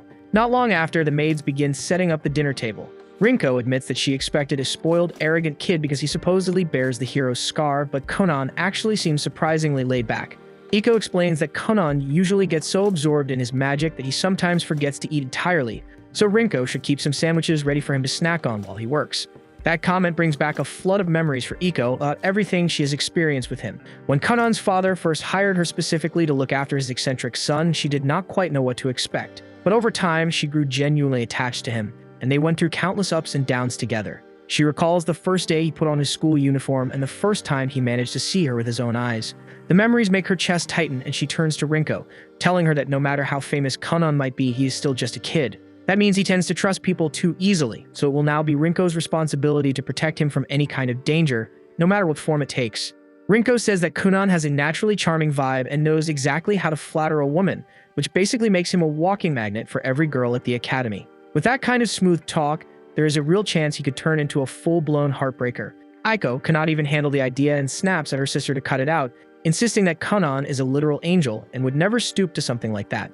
The following day, Kunan finishes packing his things and prepares to leave when Iko steps into his room to inform him that the carriage is set and waiting. He thanks her sincerely for everything she has done for him up to this point, saying he would never have grown into who he is today without her support. He mentions that it might be several years before they meet again, and Iko tells him not to stress because she will be waiting and will probably be married by then, maybe even holding her own child. They share a tight embrace, and afterward, Kunan climbs into the carriage with Rinko. His grandfather desperately asks him to stay and secretly live at the manor instead, but Kunan ignores the plea and signals the driver to move, leaving both his grandfather and Iko behind. On the road, Kunan turns to Rinko and asks if she is truly fine leaving her fiancé for so many years, since it could be a long time before they reunite. Rinko assures him that it is not a problem because they already discussed it thoroughly. Since they are saving up for the business they want to start, the money is necessary. Kunan becomes curious and asks what kind of shop they plan to open. Rinko answers that they decided on a restaurant because she genuinely enjoys cooking, and if the place ever flops, maybe they'll end up on a reality cooking show and earn the privilege of being roasted by a world-famous chef. As the days pass, they gradually approach their destination until they finally cross into the kingdom of Durashik, famous for its deep connection to magic. They stroll through the streets, and Rinko quickly notices that nearly everything in town revolves around magic. While passing by a shop, Kunan spots several fascinating magic books displayed in the window and immediately steps inside to check them out. He is blown away by the variety available, but Rinko wonders what makes them so special when his grandfather already owns a massive library with thousands of volumes. Kunan explains that he has already finished every book in his grandfather's collection, and while there were not that many focused purely on magic, this shop specializes entirely in magical tomes, many of which are exceptionally rare. Rinko then questions if he plans to purchase anything, but Kunan tells her they would need to drop an insane amount of money for that. Rinko sneaks a look at the price tag on one book and nearly chokes when she sees that a single volume can cost up to $5 million. She says she could work several lifetimes and still not make that kind of cash, and that even a quarter of that amount would be enough to launch her restaurant and a few extra branches on top of it. Kunan just laughs and explains that these magical tomes are completely unique, which is exactly why owning even one costs a ridiculous fortune. Just before they step out, a woman wearing glasses approaches them and asks Kunan if he is a magician studying at the academy. Kunan gives her a polite smile and says he is only an applicant for now. The woman looks intrigued and asks him to demonstrate what kind of magic he can perform. Kunan decides to show off a little and conjures a tiny cat with his magic. The move lands perfectly because she instantly scoops the cat up and starts cuddling it, saying it is one of the most adorable things she has ever seen. Kunan asks if she is a magician too, but she replies that she was not blessed with enough talent for it. Still, she adores magic, so she chose to work in this field anyway. She adds that this year in Durashik will be especially intense because the saint from the Holy Kingdom is enrolling at the academy as well. Then she brings out a book, claiming it is a first edition written by the legendary sorcerer Xianli, and says she is willing to sell it to him at a generous discount, but Kunan politely refuses and walks out with Rinko. She questions why he turned down such a good deal, but Kunan calmly answers that the book was most likely a copy he personally produced back when he was collaborating with Xianli himself. Afterward, they step into another shop that sells every kind of clothing imaginable. Rinko begins trying on different outfits while Kunan runs his hands over the fabrics, carefully feeling the textures. He asks the shopkeeper what creature the fur came from, and the man answers that it was taken from a dark fox. Kunan pauses for a second, then casually creates a dark fox right there in front of him. The shopkeeper nearly jumps out of his skin because the animal feels completely real to the touch, which leaves him utterly baffled. So Kunan explains that he can reproduce anything as long as he understands exactly how it feels. The shopkeeper's mind starts wandering, and he awkwardly asks if Kunan could make a woman for him too. That comment sets Rinko off, and she snaps at the desperate guy to control himself, flat out calling him an insult before storming out of the store. They leave the small town behind and head toward the capital of Durashik. After a couple of days on the road, they finally arrive and are immediately met with the sight of a massive magical academy, far grander than Kunan had ever pictured in his head. Rinko asks how they are supposed to handle living arrangements, and Kunan tells her to relax because they will simply apply for a dorm room where she can stay with him. But once they step inside, their optimism gets crushed when the receptionist informs them that every dorm is already fully occupied and that he should have submitted a request much earlier if he wanted a spot. Unsure what to do next, they walk back out, and Rinko suggests they might as well check into a hotel instead. Kunan shakes his head, pointing out that they are expected to remain here for several years, and living in a hotel for that long would drain their finances fast. He considers finding a place to rent instead. Just then, the receptionist comes after them and hands over a stack of flyers listing local real estate agents who can show properties nearby. Kunan's eyes instantly brighten at the thought of renting an entire house for just the two of them and living independently, similar to how he once did back in his homeland. That same day, they managed to secure a beautiful house located close to the academy. The following day, they return to the academy for the entrance exam, but the receptionist informs Rinko that she is not permitted beyond this point since only students and staff can enter. Rinko even attempts to slip her a bribe, but that tactic gets her nowhere. So she waits outside while the receptionist, whose name is Laubella, escorts Kunan down a hallway and out onto a wide grassy field where 3 other candidates are already standing, ready for their evaluation. Kunan forms his magical eye and scans the other candidates, noticing that each of them carries some kind of unusual hidden trait. Still, his attention locks onto the girl standing off to the side because there is something different about her.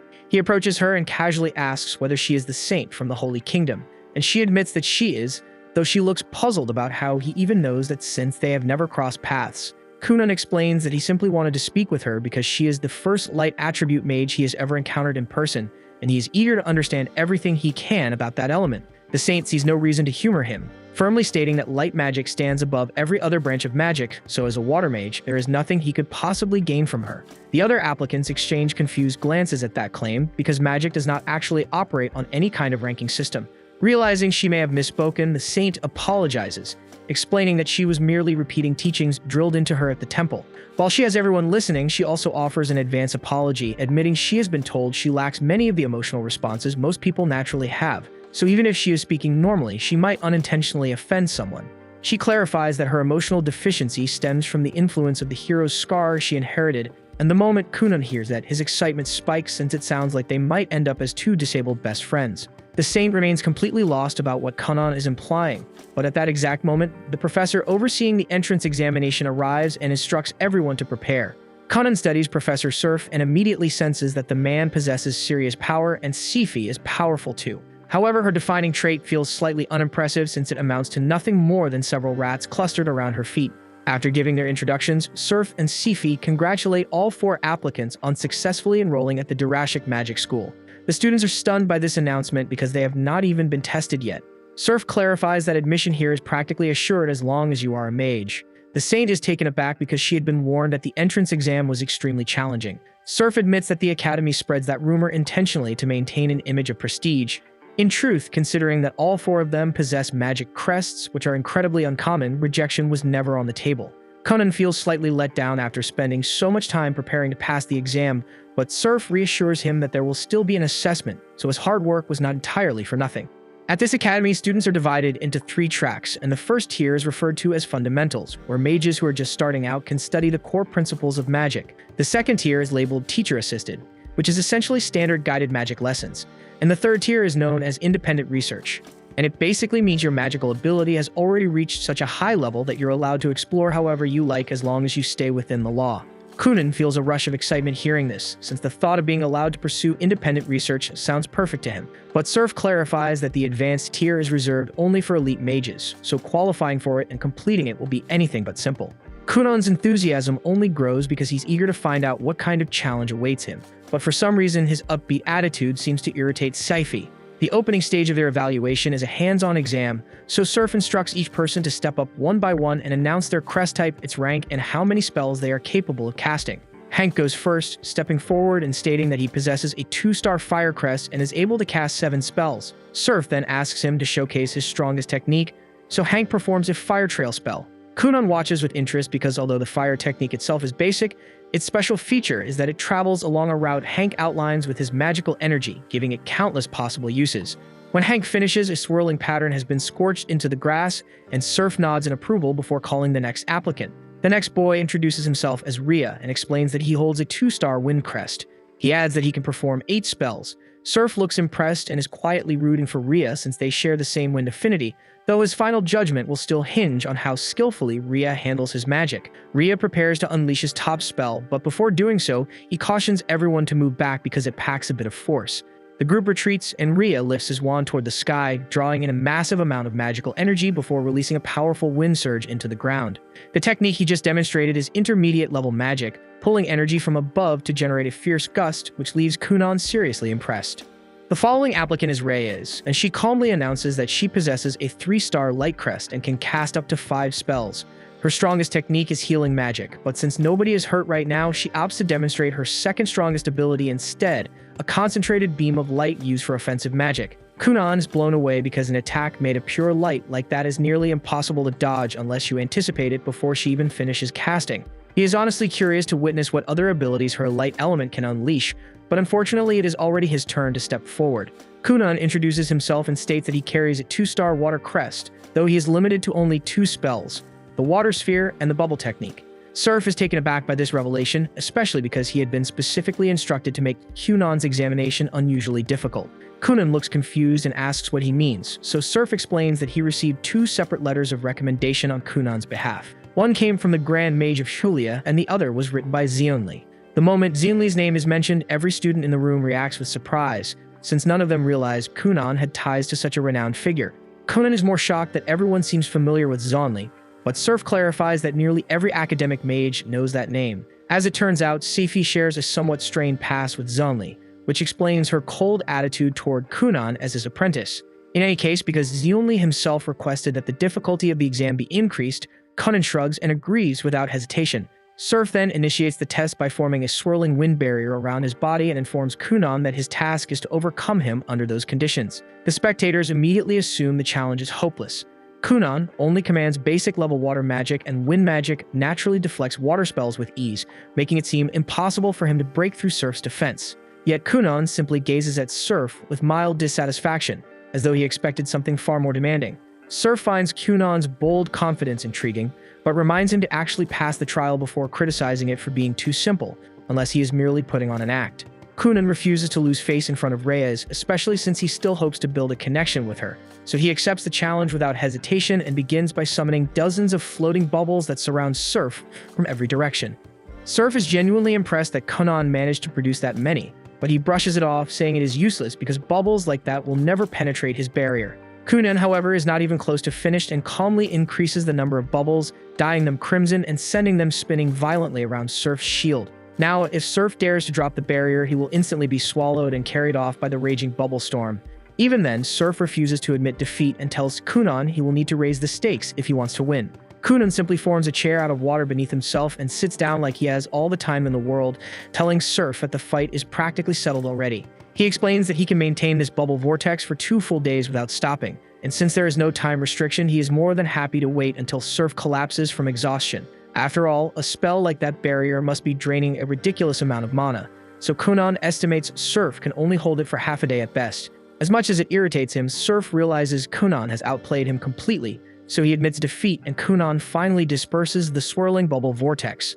The moment it ends, Kunan immediately turns toward Reyes and starts pressing her to show him more of her magic. With this phase of the exam concluded, Surf gathers the students and escorts them into a classroom, but Kunan continues bothering Reyes, trying to convince her to demonstrate more spells. He even goes as far as inviting her out for a parfait date to spark her interest. Yet Reyes flatly refuses, saying she has no desire to show off her abilities. Surf cuts in, calls for everyone's attention, and tells Kunan to knock off the flirting because the next stage of the exam is about to begin, and Reyes needs to stay focused before her interview.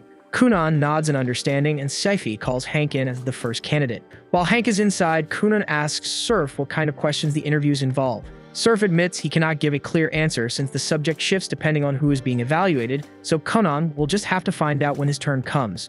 With nothing better to do, Kunan starts asking Surf about wind magic as they wait. Surf does not mind and allows him to continue. After everyone else finishes their interviews, Surf asks Kunan what he would have done earlier if the battle had included a strict time limit. Kunan replies that if waiting it out had not been an option, he would have attempted to merge his bubbles with Surf's barrier and seize control of the wind itself. Surf asks him if he truly believes that is achievable, pointing out that he has never encountered a method like that before. Kunan admits he has never actually tested it, but his instincts tell him it should be possible, since seizing control of a spell from within ought to be far simpler than attempting to override it from the outside. In his opinion, water magic is the most adaptable element because it can slip through and infiltrate almost anything, though he cannot declare it the strongest yet since he still has not worked out the precise mechanics required to push it that far. At last, it is Kunan's turn for the interview, and Seifi arrives to escort him to the designated room. When they reach the entrance, Kunan pauses, slightly confused because his magical perception cannot detect anything beyond the door. He asks Seifi to describe what is inside. Only then does she remember that Kunan is blind, and she quickly apologizes before explaining that the interior resembles nighttime. She offers to guide him in if he cannot see, but Kunan reassures her that he will manage and steps inside on his own. For the first time in quite a while, he experiences complete darkness, as even his magic eye fails to perceive anything. Then suddenly his magic eye is forcefully dispelled, and he becomes aware of 7 presences encircling him. One of the figures advances toward him, mentioning that she was once Zionli's mentor. Kunan immediately interrupts and politely asks her to stop approaching, explaining that he is engaged and prefers not to stand too close to other women. The woman is taken aback having heard that he was flirting with Reyes earlier. Kunan quickly clarifies that it was not flirting at all, only genuine curiosity about Reyes' magic, which is an entirely different matter. Deciding to move on, the figure asks whether he gained any new insights today. Kunan enthusiastically describes the remarkable varieties of magic demonstrated by his fellow examinees and says he intends to analyze them carefully and adapt similar techniques into his own repertoire once he returns home. Satisfied with his response, the figure informs him that he will be assigned to the advanced class, news that delights him. She adds that if he continues to excel, she may even consider accepting him as her direct disciple. Yet before she can finish speaking, Kunan has already exited the room, having lost interest in listening further. Though being dismissed so casually stings a little, she cannot deny that Kunan is extraordinary. The moment he entered, he attempted to perceive his surroundings with a spell unlike any she had encountered before. Even if it was not fully refined, she finds herself eager to see just how far his creativity will take him. Back at Kunan's house, his parents get a letter from Rinko letting them know that Kunan passed the entrance exam and even secured a spot in the advanced class. They're both incredibly proud of what he accomplished, but as they continue reading, Rinko casually adds that Kunan might have gone a little overboard during the test and basically turned the school lawn red with blood. And Kunan's father instantly loses his temper because he cannot believe his son would stir up that kind of chaos on his very first day. He even thinks about docking Kunan's allowance for a whole month as punishment, but then they find out the academy doesn't give advanced class students any allowance in the first place, so that threat ends up meaning absolutely nothing. When the advanced class students learn about this policy, they start getting uneasy, since none of them realize the academy expected them to support themselves financially. Reyes in particular is clearly not okay with it, so she stands up and directly tells Surf that this rule is unreasonable. Surf calmly asks what exactly her issue is, and she explains that she enrolled to focus on magical research, not to stress about earning money just to survive. Surf responds by saying the academy's objective is to shape them into elite mages, and in his view, anyone who cannot generate their own income will never truly reach that level, which is precisely why the rule exists. That explanation only makes things worse for Reyes because her monthly expenses are around 1.5 million, and on top of that, she still has to cover the salaries of her 2 maids who also serve as her personal guards, so she genuinely has no clue how she's supposed to handle this situation. After that, the students are escorted to the private laboratories assigned for their research. Since Reyes just realized she's basically out of cash now, she nervously asks Seifi whether they'll have to pay rent for the lab space as well. Seifi reassures her that the lab itself is provided free of charge, but they must personally cover the cost of any research materials they use. They are free to work as hard or as little as they like, but if they fail to earn enough credits by the end of the term, they'll be downgraded to the regular class. Credits are awarded for accomplishments that receive a professor's approval, so Seifi wishes them good luck because the semester will not be easy. Kunan, however, feels completely confident. He's already earning a massive amount of royalty income from his joint publications with Zionli, and if he ever finds himself short on funds, he can always pick up work as a magic engineer. He then asks Reyes what kind of job she might consider doing with her magic and casually suggests they talk it over while grabbing dessert at a parfait shop, but Reyes immediately rejects the offer. Later that evening, Conan is at home when Rinko steps outside to call him in for dinner, but she quickly notices he seems a bit down, so she asks him what's bothering him. Conan admits he feels discouraged because Reyes keeps rejecting his invitations no matter how many times he tries, so Rinko decides to offer him some honest advice. She tells him that if Reyes continues to refuse, he needs to know when to step back because pushing too hard can seem disrespectful and will only drive her farther away. Conan says he gets it, so Rinko changes the subject and asks whether he'll manage now that he has to earn his own money without an allowance. Conan understands exactly why she's asking, so he reassures her that he'll still be able to cover her wages, so she doesn't have to stress about it, and Rinko feels relieved hearing that. Still, not everyone is as fortunate as Conan because at that very moment, Reyes is having dinner with her maids. Now that it's officially confirmed she isn't allowed to receive any money or food from her family, they're stuck in a difficult situation. One of the maids feels guilty and tells Reyes she's willing to work without pay for a while. Reyes is glad to hear that since it would ease some of the pressure on her, but the maid quickly takes it back because she genuinely depends on her salary. In most cases, a mage in this position would simply use their magic to make money.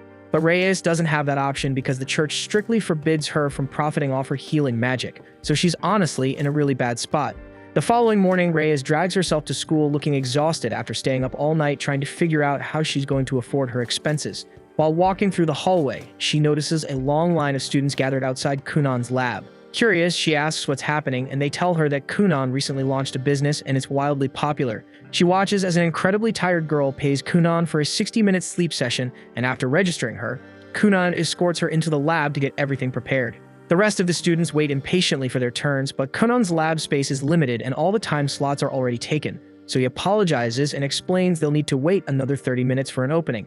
The noise and crowd catch the attention of Surf and Seifi, who come over to see what's going on, and they're genuinely impressed by how successful Kunan's little venture has become. Surf then turns to Kunan and asks him what exactly he's running here, so Kunan calmly explains that it's a sleep haven. He packed his lab with a dozen enchanted water beds, and because they're ridiculously comfortable, any student wrecked by research-driven insomnia can finally get proper rest. He came up with the idea because he understands better than anyone how brutal intense research can be on your sleep cycle, which is why he was sure there'd be no shortage of customers even if he can only handle a handful at a time due to limited space. After listening to Kunan's proposal, even Surf gets sold on it, so he offers to secure a larger lab for him. In return, he asks that Kunan allow the professors to pay for the service too, since almost everyone in the faculty is chronically sleep-deprived. Kunan admits he'd feel slightly awkward charging professors for something like this, but Surf reassures him that it's completely fine and that they gladly pay without hesitation. Just like that, Kunan's little venture earns recognition across the entire academy, and every customer walks out singing its praises because they feel fully refreshed afterward. The glowing feedback attracts a non-stop stream of new clients, so Kunan is seriously stacking up profits. Still, a few students start watching him a little too closely, mostly because he happens to be Xuanli's disciple. Later at Reyes' residence, the lights go out because she couldn't cover the magical electricity fee, and the situation begins to weigh heavily on her since she never imagined life would get this rough. One of her maids suggests she talk things over with the professors, but she already attempted that. They simply told her to seek Kunan's advice instead, since he clearly has a knack for business. She hates the idea because she finds Kunan kind of strange, but at this rate, if she doesn't figure out a way to make money fast, she'll be living off thin soup and good intentions. The following morning, Reyes goes to see Kunan, and as embarrassing as it feels, she swallows her pride and asks for his help. She honestly didn't want to approach him because there's no telling what he might ask for in exchange, but Kunan assures her she has nothing to fear since he would never exploit a friend's weak moment. He might request a favor someday, yet he promises it won't be anything unreasonable. Even so, to prevent any confusion, he calls Seifi in to witness their conversation. Kunan tells her he has no problem letting Reyes take the lead on the project since she urgently needs the income, and they can settle the finer points later. He asks whether she's willing to partner with him, though it's not like she has many alternatives, so she agrees. Kunan is genuinely thrilled by her answer because it finally gives him the chance to experiment with her magic. Kunan reaches out for some assistance from Professor Shuriya, a fellow light attribute instructor, and luckily, they're on great terms since she has profited quite a bit from Kunan's sleep venture. She informs him that she successfully secured the seeds he requested, then places them in his hands. When Kunan lifts the lid of the box, Reyes is taken aback to discover Shishilla seeds inside. Shishilla is a holy herb of immense worth, so Kunan intends to cultivate them so Reyes can market them for solid earnings. Reyes immediately objects, explaining that Shishilla seeds only take root in consecrated ground. However, Kunan had already looked into the matter and found that Holy Land simply refers to soil infused with natural holy and purification magic. So he reasons they can replicate those conditions by having Reyes activate her Holy Sanctum spell. Shreya is curious to see whether the plan succeeds, so the three of them stand by while Reyes performs the spell under Kunan's guidance. Moments later, a radiant barrier of sacred light surrounds the seeds, and they begin to germinate, so both Shreya and Kunan are thrilled that the trial worked. Kunan eagerly starts recording every detail he observes from Reyes' spellcasting. Watching him beam with excitement makes Reyes realize that all the times he kept pestering her, he probably was not attempting to woo her at all. He was simply fascinated by experimenting with her magic. That said, it is only partly true because although Kunan has no romantic intentions, he never skips the opportunity to tease. While drafting his notes, he catches Reyes staring and casually asks whether she has secretly fallen for him, but she flatly denies it. Kunan already knows Reyes is strapped for cash, so he suggests she could launch a healing service since countless people would gladly pay for medical restoration, but Reyes explains she cannot as the church strictly forbids using holy healing abilities for personal profit. Hearing that, Kunan searches for other options and mentions that certain scholars at the academy are willing to compensate those who gather experimental data. Yet mastering that field would demand too much time given Reyes' urgent money troubles. Then Kunan gets another idea and asks whether any doctrine prohibits her from monetizing purification magic. Since the church's rules do not address that, he proposes partnering with Reyes to create a magical tool together. At that moment, Surya interrupts and advises Kunan to ease up, pointing out that while his intentions are kind, shared patent rights over enchanted items can become complicated fast, so it would be wiser for him to think the arrangement through more carefully. Kunan feels a wave of relief when the experiment succeeds because it means his 1 million investment wasn't thrown straight into the fire. Reyes looks confused and asks what he means, so Surya calmly explains that each Shishila seed costs 200,000, since students have to pay for all their own research materials. Reyes didn't have that kind of cash, so Kunan covered the full million himself to make the experiment happen, planning to get his money back only after they sold the medicine if everything worked, which also means he was fully prepared to eat the loss if the whole thing failed. Hearing that, Reyes feels genuinely touched, and she turns to thank Kunan from the bottom of her heart for having her back like that.